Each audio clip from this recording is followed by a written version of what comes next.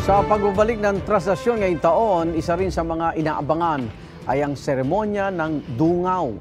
Itong pagtingil ng imahe ng itim na poong Nazareno sa simbahan ng San Sebastian para sa kanilang pagkikita ng imahe naman ng Nuestra Señora del Carmen de San Sebastian.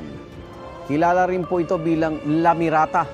Ayon sa San Sebastian Basilica Conservation and Development Foundation, sumisimbolo ito sa pagkikita ng hari at reyna ng Quiapo para gabayan ng mga deboto sa pagdarasal. Pinapakita rin ito ang pagmamahal ng isang ina, gaya ng pagmamahal ng Birheng Maria kay Jesus. Igan, mauna ka sa mga balita. Mag-subscribe sa GMA Integrated News sa YouTube. Sa mga kapuso abroad, subaybayan nyo kami sa GMA Pinoy TV at sa www.gmanews.tv.